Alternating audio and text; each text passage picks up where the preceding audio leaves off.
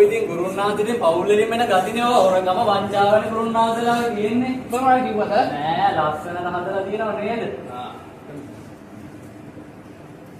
ගුරුනාන්සේ ඉතින් අයිබෝවන් කිව්වා